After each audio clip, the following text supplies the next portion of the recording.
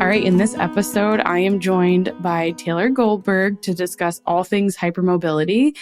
This is something that when Taylor first got on, we were talking about like how I just see it all the time now. Like one of my really good friends got diagnosed with it, and I was just like, I was learning about it, interesting. And then all of a sudden it's like we get this mass influx of clients that now have the diagnosis because I think it's just being talked about a lot more now. Like another one of those great things about social media, people are like, it's just raising awareness, and then people try to investigate it, and some get a diagnosis and get help, some don't. But I'm really excited to have Taylor on because this is a topic where, like you just said, it affects 80% of women, which is insane. That is a very large number. And there's a spectrum. So we'll talk about all that before everyone starts to freak out. And if you haven't listened to my episodes with Michelle, there's a two-part series, and it's all about the trifecta of like mast cell activation, POTS or dysautonomia, and hypermobility. So I am going to link those below. We'll probably reference some things that I'll lead you to those episodes for. But if you're wanting to learn more about Taylor, she is a chiropractor by trade. She's now a virtual hypermobility coach who helps people struggling with hypermobility and just any sort of related conditions to that navigate the newness and unknowns of HSD and hEDS, and just helps them understand their body's unique needs, regain a fulfilling life.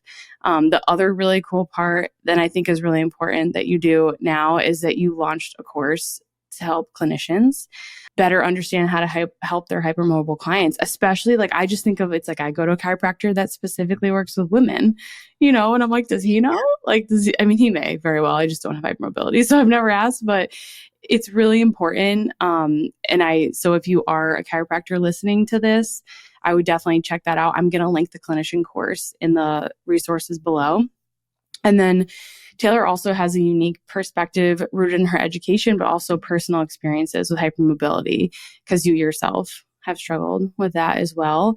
And that has driven her to initiate changes not only within this community, but also within the chiropractic field. So I can't wait we'll definitely talk more about your clinician program, because I know that chiropractors listen to this podcast. Or if someone wants to share it with their own chiropractor, if they have concerns, I think that's also helppful too. But thank you, Taylor, for being here. Thank you so much for having me. I'm so excited to talk today.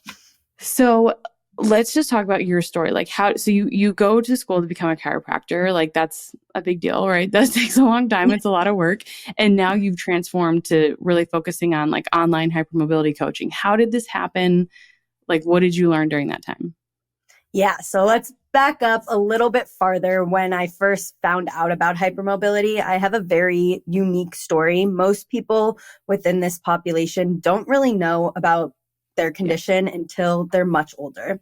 My mom actually got diagnosed when I was really little. And so she was looking out for signs and symptoms in me and was able to get me help at a very young age. I was actually in second grade when I was first in occupational therapy for my hand hypermobility specifically.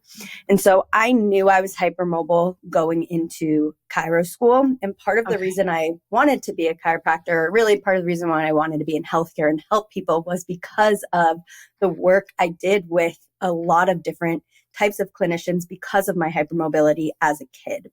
And so I ended up in chiropractic school, knew I was hypermobile, did not want anybody else to know that. I did not want to be that girl, if you will. And I also did not really realize the broad spectrum and how it really can affect us systemically. At the time, I really only thought it was musculoskeletal in nature, not much more. In chiro school, if we're being completely honest, they don't teach us much about hypermobility.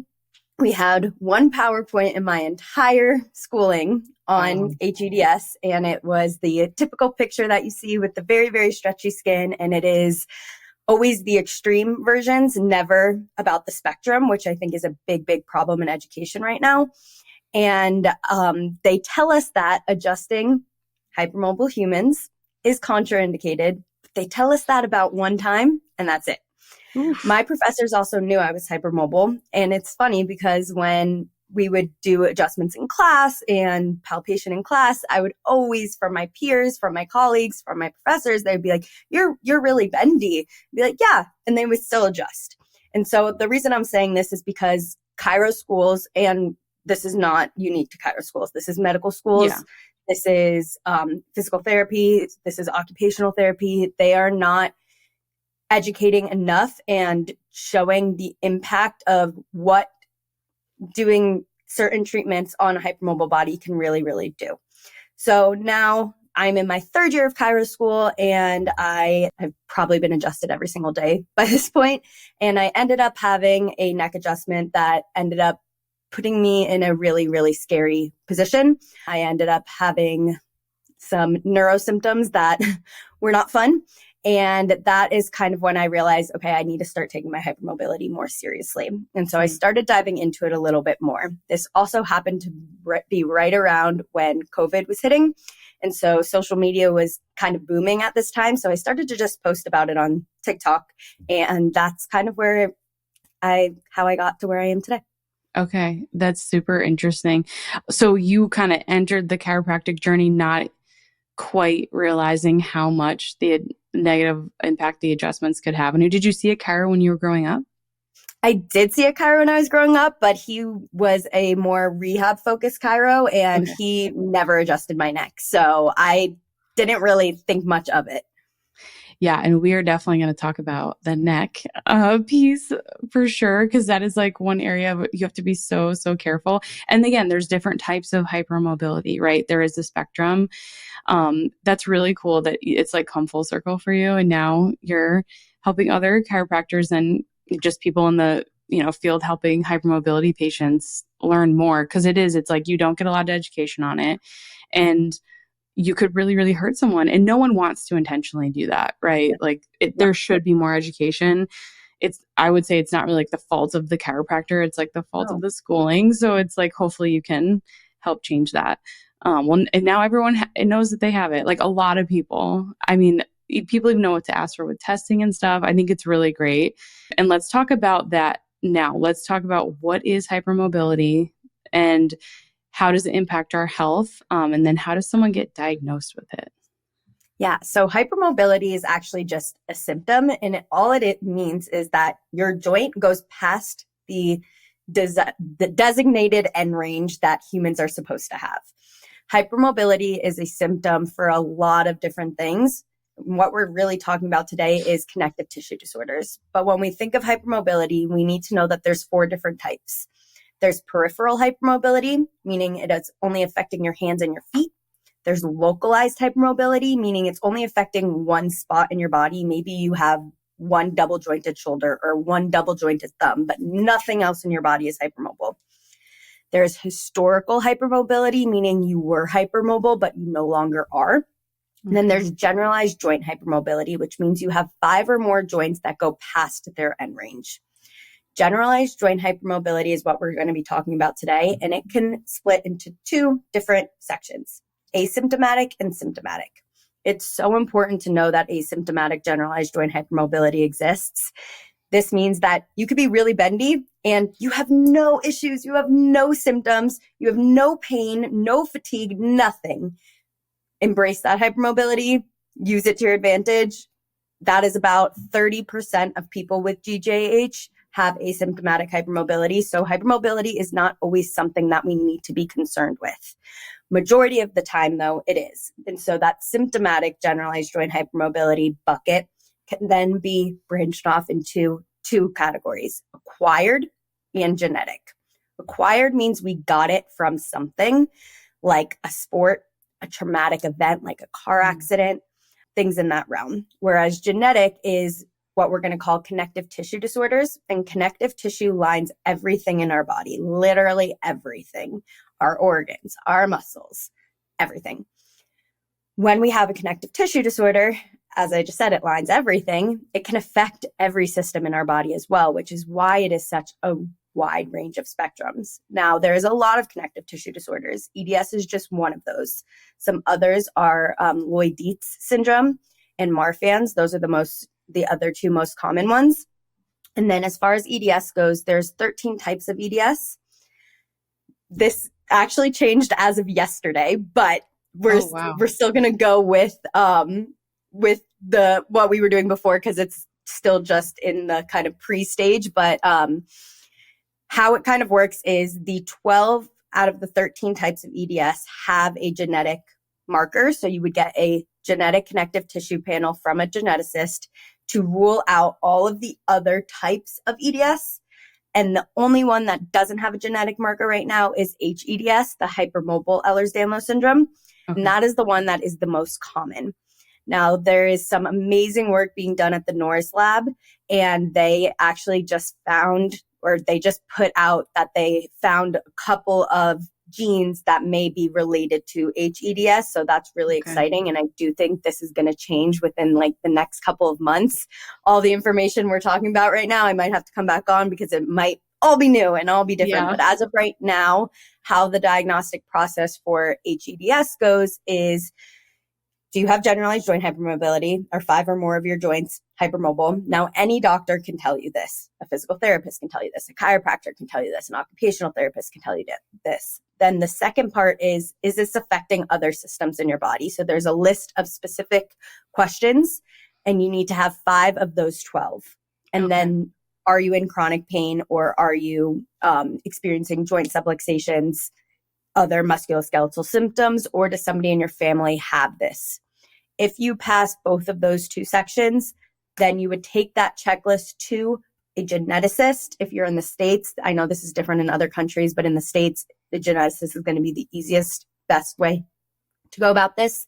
And then you would get a genetic connective tissue panel to rule out the other types of EDS and other autoimmune disorders that might mimic EDS. And that is how you can get an hEDS diagnosis. Now, if you don't pass this diagnostic checklist, you may be diagnosed with something called HSD, which stands for hypermobile spectrum disorder. As of right now, HSD and hEDS should be treated the same. They have the same comorbidities we need to look out for. They really are the same disorder in this very moment, and they should be treated with the same level of severity. So if you were diagnosed with HSD and you are self-gaslighting yourself or downplaying your symptoms, please stop doing that. You deserve help just as much as if you had the other label. So can I ask like what the other autoimmune conditions are that can mimic the symptoms? Yeah, so RA would be pretty high on that list. And then lupus is also high on that list. Those are the 2 most common that they will want to rule out before that they will rule in hEDS.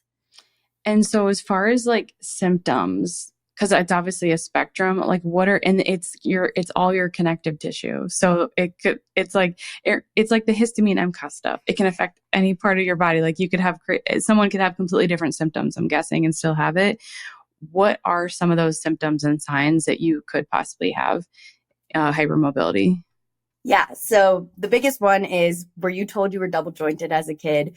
Do you know you're extra bendy? Did flexibility come easily to you? Maybe you were a gymnast or a dancer or a cheerleader because it came easy to you. And then subluxations, which is when your joint partially comes out of its socket and then comes back in, or full-on dislocations is also common in this population. Chronic widespread joint pain is a very, very common symptom. And then as far as the systemic symptoms go, a lot of GI issues, a lot of them are going to be MCAS symptoms because MCAS is part of the trifecta, which is dysautonomia, MCAS, and hEDS. Our mast cells actually live in our connective tissue. And when we have a connective tissue disorder, they can feel unsafe and send out all those chemicals, and that can lead to GI issues, your skin being easily irritated, a lot of chronic fatigue, dizziness, brain fog, dysautonomia symptoms in general. Yeah, pretty much any systemic symptom can be on the list, but the most common ones are widespread joint pain, fatigue, some form of dysautonomia, some form of histamine. Do you know what causes the fatigue? There's a lot of theories. So a lot of the things in this population, we know that there is, but we don't know why. But I'm a firm believer that anybody in chronic pain is going to also be what my thought was. Fatigued. And so I think this population is in a lot of pain, and that's hard on their bodies. So that's my personal hypothesis. But there's a lot of different hypotheses on that specifically. Because we have some clients that recently got an EDS diagnosis, like in genetic. I think the two out of three are genetic. And one of them is in a lot of pain, but one is not. And she just has a lot of fatigue. And I'm like, I wonder where this is coming from. Like, I have a podcast with Taylor coming up, so we'll find out soon. I mean, I'm sure I also think mast cell issues in general, obviously that can lead to fatigue too. Dysautonomia too. So dysautonomia is one of the leading causes of fatigue. So it could definitely be something in the dysautonomia realm as well. Yeah, it isn't that trifecta is interesting. Again, I did that 2 podcast episodes with Michelle on that. So definitely listen to those if you have not. And then the other big one because I'm in the highly sensitive body hub, and Taylor that I talked about with the episodes with Michelle, that she created it. Taylor has like a hypermobility course in there. And I was going through the videos again for like help for our clients. And I was like, oh, wow, it makes, of course, like the pelvic floor is impacted by this, right? And you're more likely to have prolapse issues. And I think of the clients that we've had with prolapse, like postpartum and stuff like that. I'm like, I wonder if they were hypermobile. It just makes you really think. And just fertility issues, because you need a healthy pelvic floor in order to get pregnant. It's a really important part of it. So I just thought that was very interesting. And do you see a higher endometriosis population within hypermobility? Yeah. So endo is a known comorbidity with hypermobility as well. So it is definitely more common in this population, and pelvic floor issues in general. So what happens when you have hypermobility? So there's a difference between hypermobility, flexibility, and instability. And it's important to know the difference. So hypermobility is when your joint itself goes past its end range. Flexibility is when your muscle is able to lengthen easier. And instability is when your ligaments have too much laxity in them and they are no longer supporting the bones, and the bones can be moved around easily. And if instability is happening, which is very common in the hypermobile population, your body is adaptable and really tries to help you out. Our body's number one goal is to keep us alive, and does a good job at that, but sometimes there are consequences to that. And so let's talk about our neck, for example. If we have ligament laxity in our neck, our muscles are going to say, hey, I need to help her out. I need to get really, really tight so that I can provide that stability that the ligaments can't. This is the same thing that can happen in our pelvic floor. So if our pelvis is unstable, our pelvic floor might tighten up, and a tight pelvic floor can lead to a whole array of different symptoms, including with your bladder itself. It can lead to leaking. It can lead to urgency. It can also lead to a feeling of UTIs constantly. Yeah. So these are all things that we commonly see in this population. And a lot of women with endo are also diagnosed with interstitial cystitis. And now I'm like, are they hypermobile? Like, it's really, I wish I knew about this sooner. Like, I mean, I really learned a lot because obviously Michelle's like such a big part of my life. And when she got sick and stuff, I don't know how to call it. It's not sick, but when she shared this on her episode, she got a neck adjustment. The guy massaged it and everything. Again, she didn't know she was like hypermobile or that it was like part of her issues. And so then that turned her whole world upside down. She was in a neck brace forever. But like, that's when I was really like starting to dig into it. And I'm like, man, the comorbidities, it's so important. And then just understanding like, so many women with interstitial cystitis, like they'll try to avoid certain foods. So there's like a whole theory that I see is from a lot of practitioners that I know that it is a histamine issue, a histamine response. And I'm like, and it is, I'm sure it is in a sense, but it's like, what is the root of that? And then you go back to the connective tissue, and that would lead you to hypermobility. So that is really interesting. I think there's going to be a lot of light bulbs going off for a lot of listeners right now. So that is just, I think I wanted to highlight that, the pelvic floor piece, because I was listening to those lessons and I was like, okay, that makes a ton of sense. For the pain part, is that because your body is compensating? Is that where the pain is typically coming from? Or is there just like inflammation in general? So let's just talk about pain in general and then make it specific to hypermobility. So in my opinion, pain is always multifactorial, meaning there's always more than one piece of the puzzle for our pain stories. It is never as simple as you have a disc herniation, that's why you're in pain, or you're hypermobile, that's why you're in pain. There's always multiple pieces to our story. And that's a really good thing because that means there's a lot we can do for our pain. And so when it comes to hypermobility specifically, there are some common themes. And one of them can be those muscles have to get so tight to provide stability for us, and they don't have the capacity to. So they fatigue very easily. And then that can lead to your body just not keeping you upright or things in that realm. The other thing is that subluxations and dislocations are much more common in this population, and that can lead to pain. It can also lead to muscle spasms around the area, which can also lead to pain. The other thing in this population is we are commonly referred to as clumsy because we sometimes lack proprioception, which is where our body is in space. We also lack interoception, which is, I probably said that wrong, but which is how our body is actually feeling, like really understanding what your body is trying to tell you. And we sometimes ignore a lot of this things our body is telling us, not on purpose, just because we don't really have that ability to understand what it's trying to tell us. And that can also lead to pain. So I think it's more than one thing always, but those are some common general themes. Okay. Because I'm like, I mean, even just thinking about how hard your muscles will work just to keep you safe, like the neck example, I'm like, of course that's going to cause pain, but overall it's like, and then if you have mast cell symptoms, that can definitely lead to like exhaustion, pain, that sort of thing. But that's really interesting. It's multifaceted. And I think that is what can be so confusing about it. We have a few people we've worked with where they're like seeing a hypermobility doctor, but like they don't do anything. They just like do all the tests and stuff. And I'm like, okay, so what are you going to do next? And it's like, they do a lot of low dose naltrexone. Do you see that a lot? LDN? I do. You find it helpful?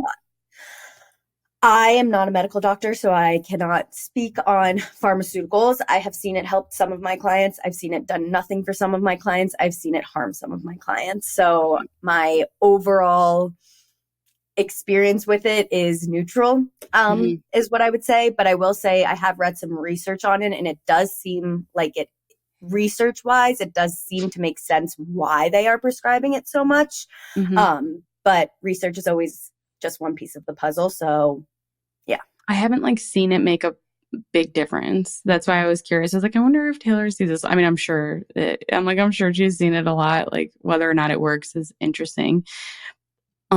Okay, so let's talk a little bit more about this trifecta. I went through it in detail with Michelle's episode, but I do want your perspective on it specific to hypermobility. So this trifecta is that not in every case, but in many cases, we'll see mast cell activation syndrome, which presents as like a lot of histamine issues. It can lead to a huge, huge range of symptoms because it can affect every different system in the body. And it's a lot of inflammation typically because it's like an inflammatory response and it's dysregulated. So that's like one piece of it. And then dysautonomia, which, we often see as POTS in our clients. And then the hypermobility piece. So how do these all fit together in your world? Yeah. So big umbrella is the connective tissue. Like I said, the connective tissue lines literally everything in our body, and our mast cells live in our connective tissue. So that's where the mast cell piece comes in. Now, dysautonomia is a big umbrella term, and yes, POTS is the most common type, but it is only one type. And I hear this all the time. Well, I don't have POTS, so I can't have EDS. That's not true. And just because you don't have POTS actually doesn't mean that you don't have dysautonomia. There's actually 30 different types of dysautonomia. POTS is just the most common. And it does change your treatment plan depending on what type of dysautonomia you have. But sometimes we can't tell you exactly what type of dysautonomia you have, which can be frustrating. And so going back to talking about your clients seeing an EDS doctor and they kind of just give you a label, but don't give you any solutions, that is a big, big problem, in my opinion, in the medical field in general, especially when it comes to women's health. Yeah. We need to stop just giving labels and not explaining what that label means and not explaining the hope that you can have with these labels. The number one thing I hear is, I was told I'm hypermobile, or I was told I have EDS and there's nothing I can do about it and I just have to live like this. And that is not true. There is so much we can do for these conditions. And I'm a big proponent, and something I do with all of my clients is creating a care team for all of the different things that you're experiencing on your spectrum. This takes a team. One doctor is never going to be enough to help the wide range of symptoms that you're going to be experiencing. And creating a care team for yourself that is empathetic and understanding and validating and gives you hope can literally change your entire life. I'm not saying it's easy, but it is possible, especially in the world we live in now, where there's so many providers online. There's so many different ways to work with people. So if you are in that bucket where you were told there's nothing you can do, you're just hypermobile, please know that that is not the reality. Okay, so back to the trifecta. So with dysautonomia, which is basically your autonomic nervous system, which is the part of your body that controls the things we don't think about. It controls your swallowing, your heart rate, your breathing, things that you don't think about. It is out of whack. And that can lead to a whole different range of symptoms. For POTS specifically, it deals a lot with heart palpitations, racing heart rate, dizziness. Orthostatic hypotension also falls under that umbrella, and that's a common one I see as well. That's the one I personally have, and that one can lead to very similar symptoms as POTS, minus the heart rate changes. It can lead to dizziness, it can lead to passing out, it can lead to feeling like you're going to pass out. And as you can kind of start painting this picture, not only do they all go together, but they all impact one another. So let's say we're in a dysautonomia flare and our heart is racing really, really fast and we're super fatigued and we can't exercise. Now our muscles are not getting the blood flow and stimulation that they need, and they might fatigue a little bit easier. And that can make us maybe not move as much. That can lead to our pain story. It can be a piece in our pain story. And then the mast cells, maybe it affects our appetite and we aren't getting in enough protein, or we are not able to eat something that can be helpful for us. And now we're malnourished. That will also impact the cycle. So that's why it really takes a whole care team, because they all affect each other. Yeah.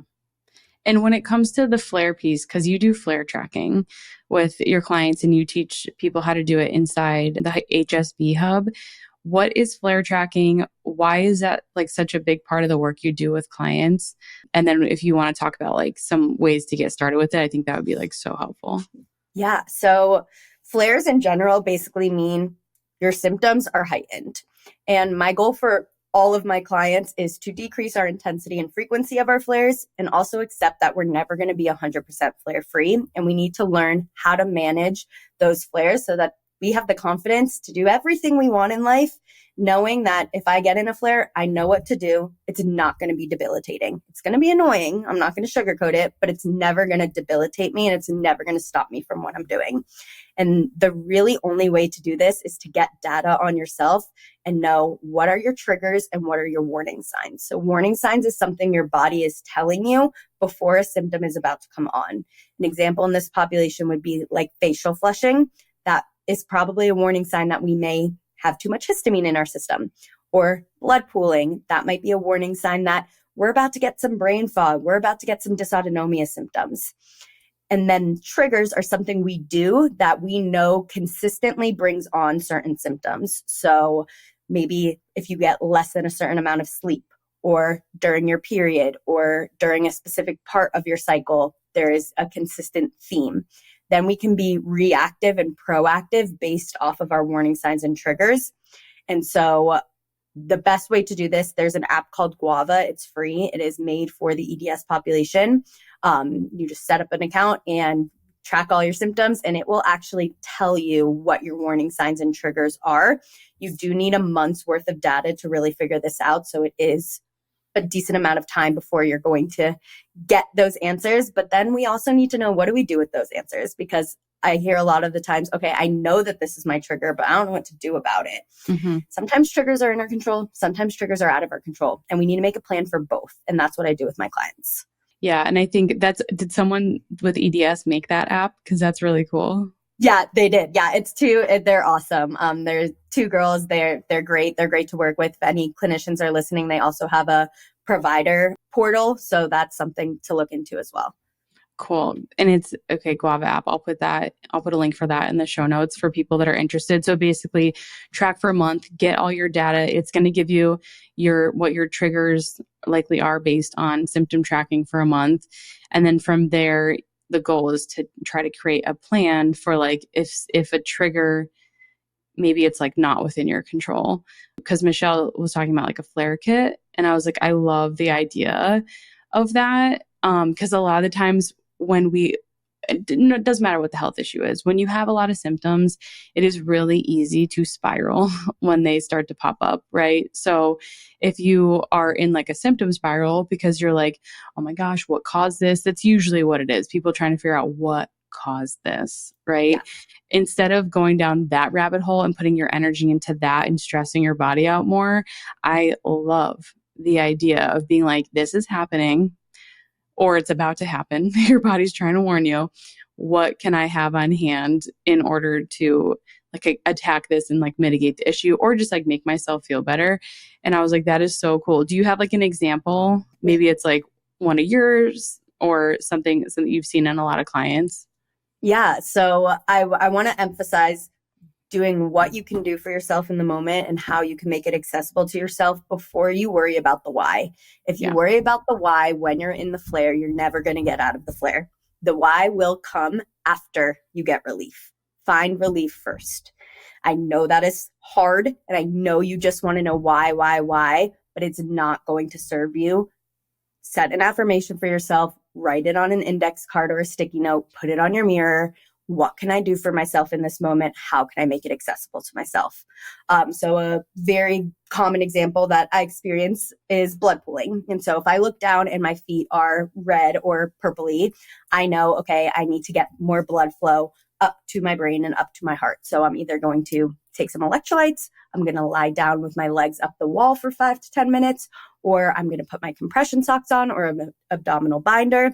And that hopefully will mitigate the potential of brain fog and dizziness and other dysautonomia symptoms. That's just one example. There's so many different, that would be more of a warning sign example. So a good trigger example.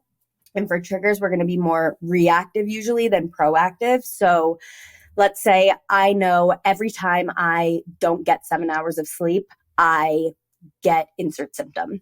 I wake up, I got 6 hours of sleep last night. Okay, I'm going to go to my flare toolkit and I'm going to use that more today. I'm going to use some relief strategies for the areas that usually get affected when I don't have 7 hours of sleep. I'm going to maybe rest a little bit more. Maybe I'm going to pace a little bit better today. I'm going to look at my schedule. I'm going to do some schedule management. Maybe I'm going to do some passive modalities on myself. I'm going to use a topical that I enjoy, or I'm going to use a lacrosse ball for some self-massage. Maybe I'm going to modify my workout a little bit to make sure that I don't injure myself or something in that realm. So things in that realm. I'm curious too with like, so you have these things, obviously, like you can do preemptively. You also have the things where like you see the blood pooling in your feet and you're like, all right, I have XYZ. I know that's going to help me. Obviously, that's going to take experimentation for people. And probably working with someone like yourself to be like, okay, well, this is my trigger. Like, what are some things that could possibly help? But what about like, is there anything that you do every day, no matter what, even if you don't have a trigger or anything going on? Yeah. So I create daily routines for all of my clients. That's kind of one of the biggest things we do together. And this is going to be very individualized, but I can definitely give some just general helpful things that would help anybody, whether you're hypermobile or not. Always doing something for your nervous system, whether that is belly breathing, gargling water, laughing, humming, something for your nervous system every single day. Something for blood flow every single day. Calf raises are like the easiest way to pump blood up. Start adding calf raises into your movement breaks. That's another one. Take movement breaks. Human beings are not supposed to stay in one position for long. We're just not meant to do that. And if you're hypermobile, you're really not supposed to stay in one position for a long period of time. Ideally, if you can take a movement break every 20 minutes, that's going to be the most helpful for your body. So I do have a lot of my clients set alarms to remind themselves to take a movement break every 20 minutes. And it doesn't have to be anything crazy. It could be as simple as 10 calf raises, and then they can get back to their work, or changing their position from sitting to standing, or from I have my left leg up, now I'm going to put my right leg up. Mm-hmm. One thing that is more specific to this population is adding something in for proprioception. So proprioception is where's our body in space, and proprioception can be increased by taking away our senses. So doing something with your eyes closed. I have my clients, when they're brushing their teeth, stand on one leg with your eyes closed. Or when you're making coffee, close your eyes. Something in that realm, something for proprioception, because we do usually have slower proprioception in this population. And if we can increase that, it can go a really, really long way. And then more specific things like, let's say you have upper cervical instability. Well, then maybe we are going to go down a line of, do we need to be using a brace sometimes? When do we use that brace? Things in that realm. Yeah. And I think that too, like, cause that's the big thing. It's kind of like any other, like anyone wants to have a routine of things they do for themselves. Like I always have like non-negotiables that I would do every single day just to support myself. It's like, so you're just kind of making it a little more specific to things, like especially like the proprioception piece, like that obviously could be really helpful. So easy, not adding any time to your day, but it's something that you probably wouldn't have known could be helpful for hypermobility if you didn't learn it from someone like you that's got like this knowledge. So I love those. They're very doable. I hope that anyone listening like takes advantage of that Guava app. I can't believe it's free. Like what an amazing gift to this world and this community. You mentioned adjusting your workout if you don't get enough sleep. Can we talk about exercise? Because I feel like this is a really confusing topic for the hypermobile population. How do you find exercise that works? Is it helpful? Is it harmful? Like, should you stretch? I mean, these are all questions I see all the time.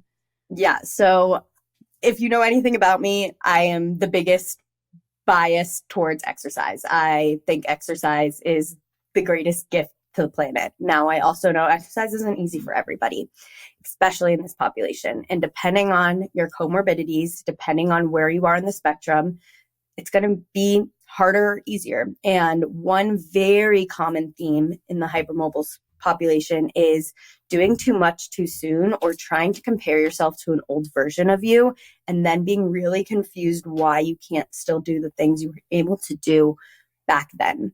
And what can happen in this population a lot is what we call the domino effect. So let's use dysautonomia as an example. Maybe you got COVID, maybe you got an infection, maybe something traumatic happened, and now your dysautonomia is heightened. You are more fatigued, your heart is racing, you're having scary symptoms, and then you rest. And maybe you rest for a little too long because a doctor told you don't exercise, or you didn't feel like it was safe for you to exercise. Now we can be deconditioned, and that can make our symptoms worse. And then we get back to the gym and we try to start where we were 2 weeks ago. And it doesn't feel like 2 weeks is that long, but it is. And we go too hard too soon. And so as far as like types of exercise, I am a big, big proponent for strength training. We need strong muscles in this population. We need our muscles to have the capacity to give us stability and to give us strength. We need to have strong muscles. Now, some common themes when we are strength training is we might go past our end range. We might go too fast when we are doing it. We might lift a little too heavy too soon. And so this is really about load management and working with a provider that is going to help you stay in your ranges and learn to control your hypermobility and strengthen the areas that need to get really, really strong to be able to handle the capacity needed for your hypermobile body. Now, as far as like stretching and yoga and really any type of exercise, I believe every type of exercise can be modified to work for a hypermobile body. We just need to figure out what that looks like for the individual human. But some good kind of rules of thumb, if you know you're hypermobile, stretching is just not going to do that much for you, and you're wasting your time, and you might as well do something else with that time. But a good rule of thumb is don't stay in a stretch for longer than a minute. and never overstretch, meaning never put weight on top of you in an end range position. So gymnasts, cheerleaders, dancers do this a lot. They'll get in a split and then their coach will put weights on them. Don't do that. Please don't do that. It is not necessary. Yeah. And I'm curious, like, as you were talking about the deconditioning piece, again, I'm like thinking of clients that we've worked with because so many light bulbs like go off. And that's why when I first learned about this, I was like, like, I wish I knew about this sooner. For the decondition, like say like someone takes off 2 weeks and then they come back, even what if they like don't overdo it or they don't think that they're overdoing it? Like they're like, I'm doing less than I was. I'm trying to come back slowly. I'm even thinking people that like maybe they've had like a ton of chronic stress and they go through a period of like a few months where they don't work out because they're like trying to prioritize other things in their life, healing, whatever. And then they come back and they're like, man, I'm taking things really slowly. I have rest days in between. And no matter what, they cannot recover from the workouts. Is that common? Like muscle fatigue that just doesn't go away no matter what? Extremely, extremely common. Probably the most common thing that I see. And a lot of that specifically has to do with load management, meaning how are we exercising? So we might think that we are doing less and we might be doing less, but what does less mean? How are we defining that? Are we just doing a couple less reps? Are we just dropping the weight a little bit? Are we just doing a couple less exercises? What about what we're doing in the actual exercise? Are we slowing down? Are we focusing on our breath? Are we maybe sitting down because we haven't been upright in 2 months? And now all of a sudden we can be upright and we're going to the gym. Our body isn't used to that anymore. We've been in bed for 2 months. Our bodies are slower to recover when we're hypermobile as well. We also have slower wound healing. That is due to the connective tissue issues, if you will. And it will take us longer to get back to our baseline. It also takes us longer to gain strength and to gain muscle mass.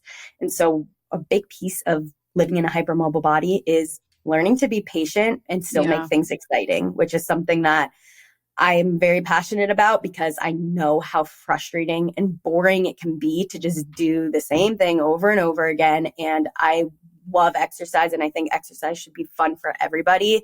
And I do believe there's a way to make that happen for everybody as well.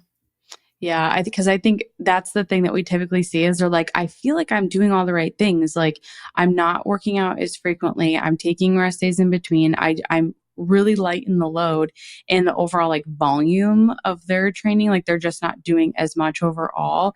And I'm like, man, I don't know, because all those things sound like they should make it so that you can tolerate it.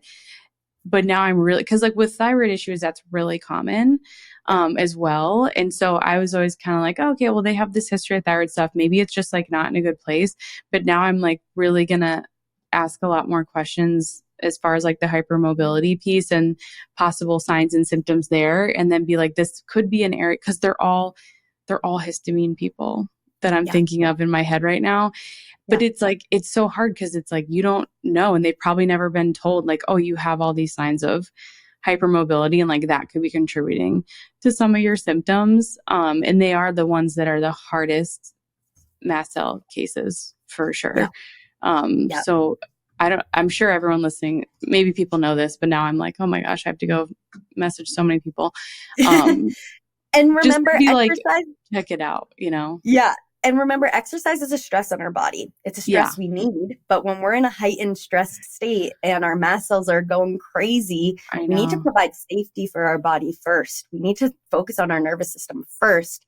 Then we can start exercising. So both have to be in place. And the other thing too, when it comes to POTS specifically, and this is not true for all types of dysautonomia, but POTS specifically, our heart is a big part of it. And our heart is a muscle like anything else, and it needs to be trained. And deconditioning does not cause POTS. I want everybody to know that. You did not get POTS because you were lazy. And I hear that all of the time, and that is not true. And there's so much data proving that. But deconditioning can make POTS worse. And so if you know you have POTS, if you can do everything in your power to not get deconditioned, that is proactively the best case scenario. But once we are at that point, we have to start doing some cardiac rehab as well. And that is a huge missing piece I see in this population a lot of the time. Yeah. And I think too, that because they are afraid to exercise, which is totally understandable. I Yeah. would probably be too. Is there a time when you need to be really careful with exercise? I mean, always. Like, I think that I don't know if really careful is the right word, because I don't want anybody to think that they're fragile or that they're broken or anything in that realm. But learning to listen to your body and figuring out what is your body telling you in this moment, what is your body telling you with exercise, and finding a tolerable starting point, finding some level of movement that you can do when you're in a flare can go such a long way, like calf raises or chin tucks or a couple of little pelvic tucks, different things. Something is better than nothing. Even when we are bedbound, even my bedbound clients, I have them do some level of activity, some level of movement to get blood flow pumping every single day. We need to. Humans need to move. We have to. We just have to find the way, one, where it doesn't flare us, where it's tolerable for us, and where it's safe for us. And that's a really good point too, because like I imagine if someone's like tracking their triggers in that Guava app, and then they start to look like, oh my gosh, every time I exercise, I have a flare maybe, but it's like, it doesn't mean you can't exercise. You have to look at what's leading up to the exercise as well. So I think that's a really important thing too, because I know so many people that they love exercise, but they're like, I can't tolerate it. My body literally cannot tolerate it. And I'm happy that you said like the older version of yourself. So do you find that people with hypermobility, like they used to be able to tolerate it, and then as they get older, or is there something that specifically happens where they can't tolerate it as much? So this is what we usually see. You were an athlete as a kid. Exercise was very important to you. It was easy for you, maybe too. Then we get a little bit older. Something happens. A traumatic event, pregnancy maybe, giving birth, an infection. We're seeing a lot with COVID right now. Something traumatic happens, and that is kind of this trigger to an increase in symptoms, whether that's from mast cells, whether that's now you have dysautonomia and you didn't before, and now we become deconditioned, and that domino effect starts to happen. And then we want to be back to that athlete self and who we used to be. And I can say this for myself. When I had my upper cervical instability flare, I wanted to go back to handstands right away. I wanted to go back to all the things that I love, and I couldn't, and it was frustrating and it sucked. But now I can, because I didn't go 0 to 100. And that is the most important piece, knowing that this is temporary. This is not forever, and this is going to help future you. So because I feel like the cervical instability is so important for people to figure out if they have, because it's like, that's like a really big deal. And that's like, I feel like probably one of the biggest contraindications with getting adjusted, I'm assuming, if you have hypermobility. What are some signs that they have cervical instability? Yeah, so let's define it. So like I said, instability is when you have ligament laxity causing the bones to be able to move. When this happens in your neck, so either between your skull and your first vertebra, or your first vertebra and your second vertebra, that would be labeled as upper cervical instability. Upper cervical instability is also a spectrum. There is mild, medium, and severe. Only 5% of upper cervical instability cases are severe. Only 5% need surgery. Surgery should and is always the last resort, because there's a lot of reasons for that, but surgery should always, always, always be the last resort for upper cervical instability. The good news, we can do so much from conservative care, from a physical therapist, chiropractor, occupational therapist point of view, to help with upper cervical instability. And as far as some signs and symptoms to look out for is, if you have upper cervical instability, what can happen is those vertebrae can move and they can touch your brainstem. There's a lot of stuff up here that can be affected. And the symptoms could be dizziness, but it's the type of dizziness that it's like, not the room is spinning, not vertigo-y dizziness, more like staticky in your head, or like cloudiness. Visual snow is also one for this. Dizziness. Now you're going to start seeing a lot of these sound like dysautonomia, and that's the hard part. they overlap a lot. And so what we really need to look at is, when are these symptoms happening? Are they happening when you're moving your head, or are they happening when we're going from sitting to standing? Do we have neck pain? Is the neck pain more traps, blood flow, coat hanger pain? Because that's going to be more dysautonomia in nature. Or is it more suboccipital gnawing joint pain that doesn't really go away? That would be more consistent with upper cervical instability. For the more severe cases of upper cervical instability, we can have neurosymptoms, and we can also have cognitive issues. And that is a red flag. And if that is where you're at, we need imaging. Okay. And so when someone gets like the hypermobility or EDS, hEDS diagnosis, are they automatically doing that sort of thing?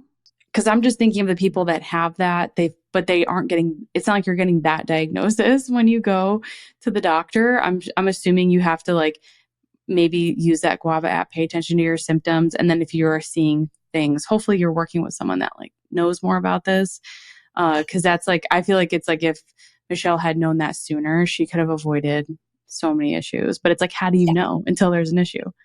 Yeah. And to be honest, I didn't know about upper cervical instability until I had an issue as well. And that's a lot of people's stories.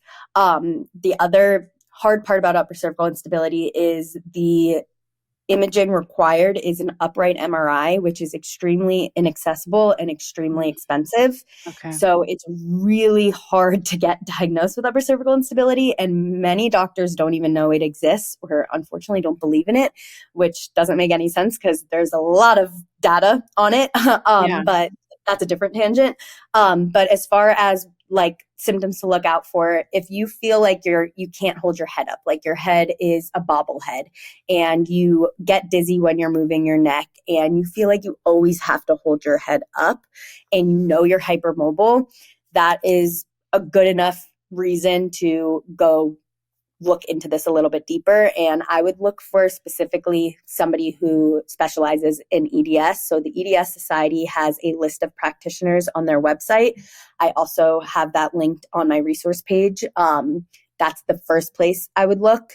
And if you aren't able to find anyone on there in your area, there are some online providers that can be really, really helpful with this, specifically myself, but there are some others as well. Brianna, Healed and Empowered on Instagram. She specializes in head and neck in this population, and she can be a really great guide for this as well.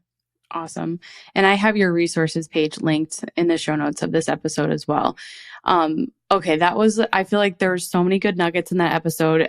Everyone listen to it again. You know, there like so many little tidbits, like little movement snacks you can take throughout the day. Even if you just like, if you have hypermobility, maybe you've been diagnosed, you're like, I have no idea what to do. That was where it ended, right? That's typically how it goes. Even just incorporating some of those. Obviously, Taylor has a website, and you do work with clients one-on-one. Can you talk a little bit more about how you work with people one-on-one, and because it's all virtual, and then your clinician course? Like, what does that look like? Yeah. So for my one-on-one clients, we take a deep dive into your entire pain story and your entire symptoms. What we really do is create a daily routine for yourself, get you back to exercise, figure out ways to learn what is your body telling you, what does this mean, and we create care teams together as well as flare routines like we talked about before. It's very individualized, very dependent on where are you on the spectrum? What does this mean for your life? What are your goals? Very goal dependent, but we take a full body approach. We go from head all the way to toes and figure out what are your needs? What are your unique needs? What areas of your body need more control? What areas of your body need more strength? How do we make that accessible? Where's your tolerable starting point? Pretty much all the things we talked about today. Yeah. Working together to create that so that we can increase your quality of life. And my biggest goal for all of my clients, a lot of it is mindset work, is learning to accept and understand this is the condition that you are dealing with. That doesn't mean that you can't have the most amazing life. We just might have to work a little bit harder for it. And along with that is knowing we're going to have flares every now and then. That's okay. That's part of it. They don't have to debilitate us though. They don't have to bring on immense fear. We can have confidence in our ability to manage them. And that's kind of my goal for all of my clients. And then for clinicians, it's for musculoskeletal clinicians, so physical therapists, chiropractors, occupational therapists, and it basically teaches you everything you need to know with working with this population. So we take you from the diagnostic of a patient all the way through a full treatment plan, through a full rehab plan. When can you do manual therapy? What type of manual therapy can we do for this population? Taking into account the comorbidities like MCAS. In our office, are we using cleaning products that might affect mast cell patients? Are we using different lotions or lubricants that might affect mast cell patients? How do we create a rehab plan that is safe for this population? All of that stuff. And it's been really exciting to see clinicians now using that stuff with their patients. So it's been really cool. How long have you had that available for clinicians? It's pretty new. So about 6 months now. Okay. That's really, it sounds incredibly comprehensive and like such a great resource. I have a couple chiro friends that I was like, do you know about this? Of course, like you learn about something. One of them works with women and she was like, yeah. She's like, yes, I know a little bit, but I was like, you should look into the course. Cause we were talking and she's seen a lot of increase in this diagnosis as well. It's like, basically since COVID, which you talked about, like that's obviously that can be like a trigger and stuff, just very, very interesting stuff, how it's all connected. But if you guys are a part of this hypermobile population, maybe you have a loved one that is, please check out Taylor's Instagram. So many helpful insights on there. I'm going to link to her resource page, her clinician course. And then if you want to work with her, I did also put the link for there as well. And that Guava app. Cause I'm like, that's even before you start working with someone, it's like, do that for yourself and like start to increase your awareness around your own body and how it's communicating with you. So thank you so much for your time and sharing your expertise. I've learned so much in this episode. I cannot wait to dig into this topic more, especially with our clients that are part of this population. And I just appreciate you so much, Taylor. Thank you for having me. This is awesome.